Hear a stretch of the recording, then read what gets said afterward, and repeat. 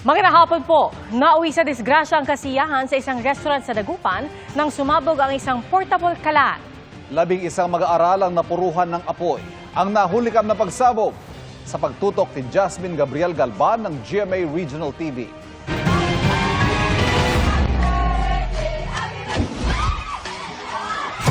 Sa video na ito na kumakalat sa iba't ibang social media pages, ang masayang salo-salo na uwi sa trahedya. Nang biglang magkaroon ng pagsabog, kuha ang video sa isang Korean restaurant sa Barangay Karanglaan, Dagupan City noong Huwebes. While celebrating, kinakantahan na nila ng happy birthday song yung kanilang classmate, gas burner, nag-leak. Kaya nagkaroon ng explosion. Biglaan lang po yun kasi nandun ako sa likod. Okay. Pagpunta ko dito, yun, nagtakbuhan na lahat ng tao kasi sumabog, natakot na po lahat. 11 estudyante ang sugatan sa pagsabog. Ayon sa Dagupan City Police, isa ang nasa intensive care unit habang nakauwi ng ibang sugatan. Ayon sa empleyado ng kainan, unang beses ito nangyari sa kanila. Hindi raw sila nagkulang sa maintenance ng kanilang mga gamit. Palagi po namin yan chinecheck pa, ino-off pa tapos nililinisan po lagi namin yan. Ayon sa pulisya, nagkaroon na ng inisyal na pag-uusap ang pamunuan ng kainan at ang pamilya ng mga biktima. Dagdag pa ng pulisya, sinabi sa kanila ng kainan na sagutin ang gastos sa pagpapagamot sa mga biktima. Para sa GMA Integrated News, Jasmine Gabriel Galban, nakatutok 24 oras. Ingat po sa mga mahilig pumunta sa mga aesthetic clinic para sa umailalim sa mga beauty procedure. Bisado po sa Makati City ang isang clinic na iligal na nag-ooperate. Hinuli ang 2 dayuhan na walang mga patunay na sila'y doktor. Nakatutok si John Consulta, exclusive. Pagkakuha ng senyas, pinasok ng mga tauhan ng NBI Special Action Unit ang aesthetic clinic na ito sa Makati City. NBI Nela. Relax na kayo. Inabutan ng mga operatiba ang mga kliyenteng nakahiga sa mga kama habang isinasalang sa mga procedure. Nakatago naman sa mga kabinet sa loob ng klinik. Yan yung mga gamot nila para sa hair. So hindi natin alam kung mga ano yan, kung mga FDA approved yan, sir. Sa kwarto ito naman mga kapuso, ginagawa daw yung mga procedures tulad ng paglalagay ng botox at fillers dito sa kamang ito. Pero ang nababahala raw itong NBI na makita nila, nakakabahala, itong mga mismong ginagamit na mga pang-botox, imbis na naka-refrigerate, ay eto, sa cabinet lang nakalagay. Kung kaya't malamang daw ay compromise na itong mga ginagamit sa pambotox na pwedeng magkaroon ng malaking epekto na negatibo sa sino mang panggagamitan ito. Hindi rin daw sanitize ang lugar at mga ginagamit sa aesthetic procedures. Kaya ayon sa mga eksperto ng NBI, posible magka-impeksyon ang kanilang mga kliyente.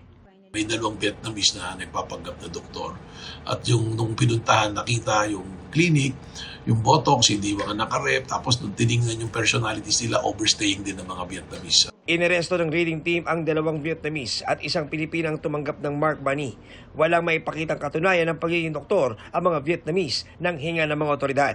Kinumpiskan lahat ng kanilang equipment at mga gamot. Wala pang pahayag ang mga inaresto na nasa NBI Detention Facility sa Muntinlupa at naharap sa reklamong paglabag sa Medical Act at FDA Law. Babala ng NBI sa publiko, Sa hangarin nating makatipid o makamura at mapapaganda ay mabiktima po tayo ng mga katulad na ganitong mga modus operandi. So maging mapanuri po tayo, tingnan natin kung sila yung talaga mga doktor, tingnan po natin yung kanilang clinic, yung mga gamit na ginagamit.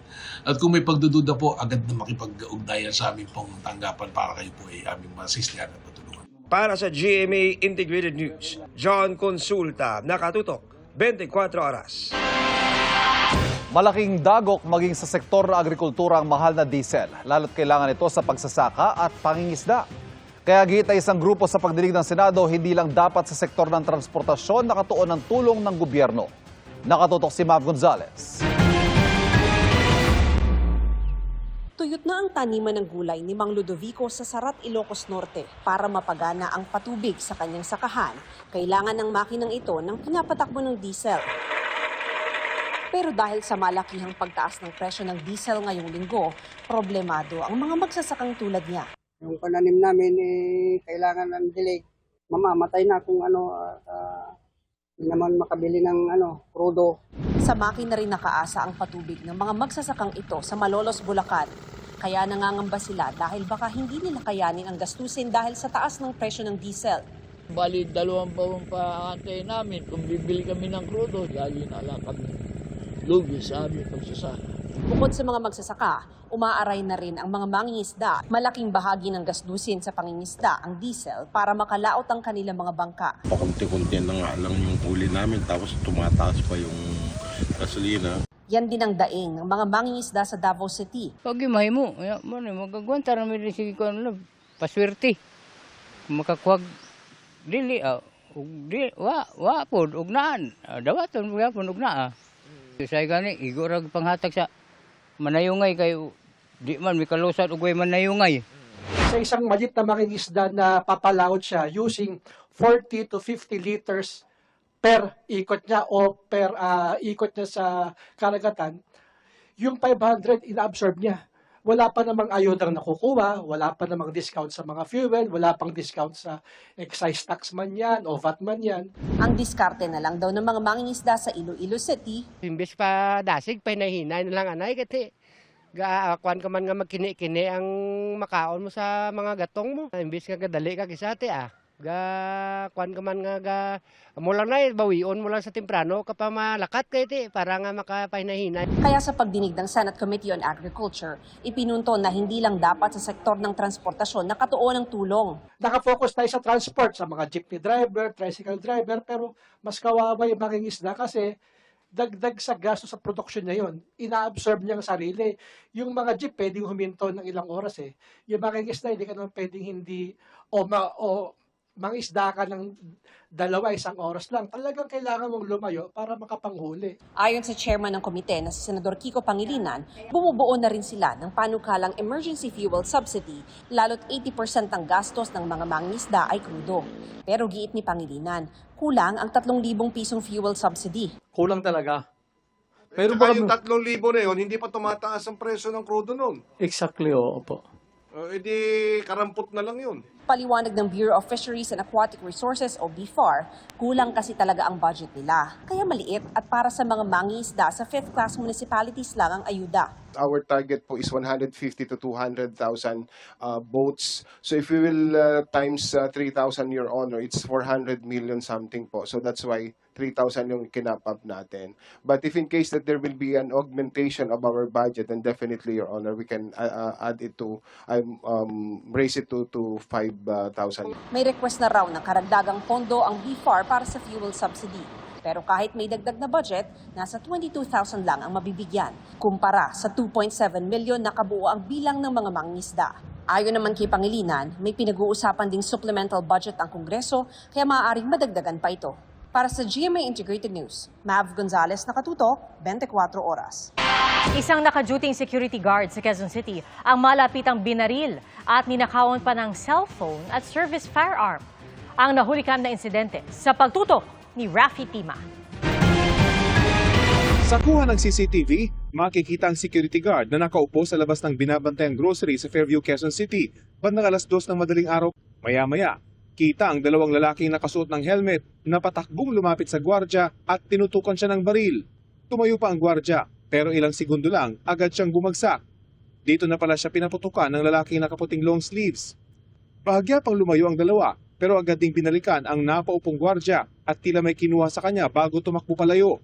Ayon sa mga investigador, service firearm at cellphone ang kinuha mula sa gwardya.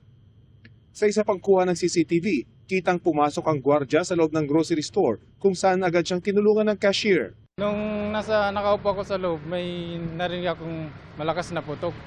Nung sinilip ko, si guard nakaupo na sa sahig, nabaril na pala ng 2 lalaki.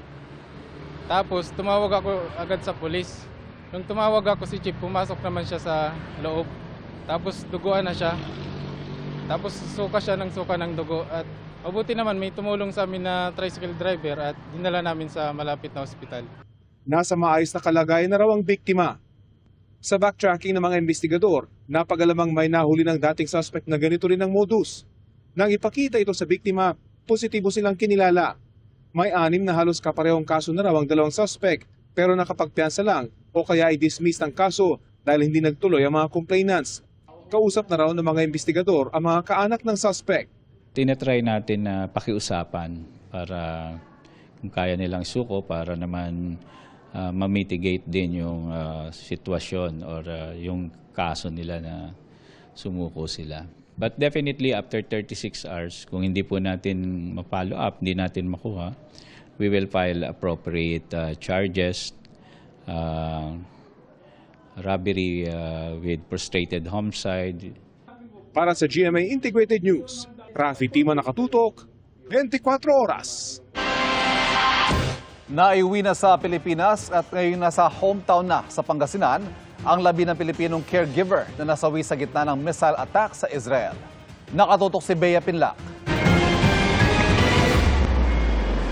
Bumuhos ang luha ng mga kaanak ng Filipina caregiver na si Mary Ann Velasquez de Vera nang salubungin nila sa Ninoy Aquino International Airport o NAIA ang mga labi nito kaninang madaling araw.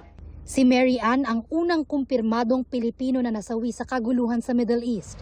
Nasawi siya noong February 28 sa gitna ng missile attack ng Iran sa Tel Aviv, Israel, kung saan siya nagtatrabaho. Pinagdadasal natin na huli na ito, wala nang masaktan. Dadali na natin si OFW Mary Ann sa Pangasinan. Sinundo siya ng kanyang pamilya at yung kanyang asawa na kakarating din galing Israel. I'm sure that all of us can feel his heart. They fell in love in Israel. And I wish that this story would have ended differently. Kahapon, personal na nakiramay si Israeli President Isaac Herzog sa naulilang asawa ni Mary Ann na isa ring OFW sa Israel. Kabayanihan daw kung ituring ng Israeli government ang pagsalba ni Mary Ann sa amo niya sa gitna ng pag-atake sa Tel Aviv bago siya namatay. She's a brave lady that took care of her elderly. Her commitment, her compassion are really admired, and she is really a heroine. Patuloy raw na magpapahatid ng tulong ang Israeli at Philippine government sa pamilya ni Mary Ann. Para sa GMA Integrated News, Bea Pinlac, nakatutok 24 oras.